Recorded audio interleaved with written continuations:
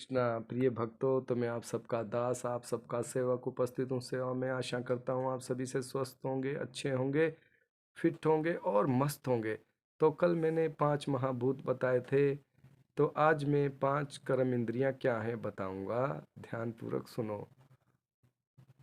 वाक्य अर्थात बोलना, किस तरह हम बोलते हैं, मीठा बोलते हैं या कड़वा बोलते हैं, यह हमारे वाक्य है।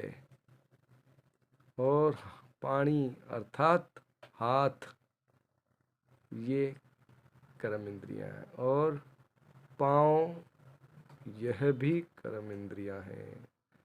और पायुर अर्थात मल त्यागने वाला स्थान, यह भी कर्म इंद्रियां हैं।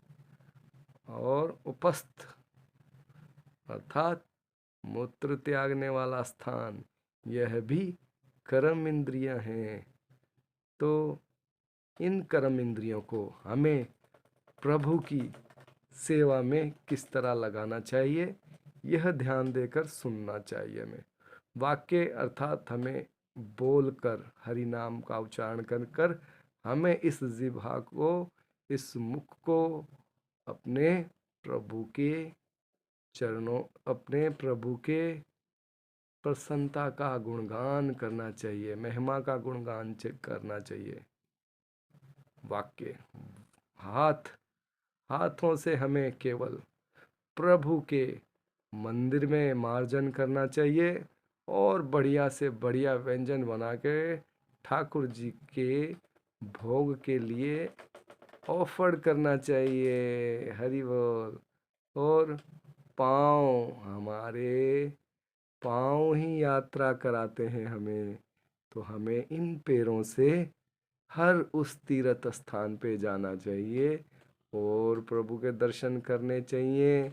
और प्रभु के लिए हमें काम सेवा करनी चाहिए, इन पाँव के द्वारा जाना चाहिए। और फिर मल द्वार, अगर हमने कुछ प्रसाद भोग खा लिया है, उसको पाचन करने के लिए हमें उसका विसर्जन भी करना चाहिए, नहीं तो कूड़ादान यह शरीर बन जाएगा अगर नहीं त्यागोगे। और भगवान का जूस रस यह पीते हैं, तो इसका हमें मूत्र द्वारा विसर्जन भी करना चाहिए। यह एक वेस्टिंग द्वार है जो हमारे शरीर से वेस्टिंग वस्तु को निकालकर बाहर फेंकता है और फिर हम स्वस्थ और अच्छे रहते हैं और प्रभु की भक्ति करते हैं। तो आशा करता हूँ आप सभी को अच्छा लगेगा।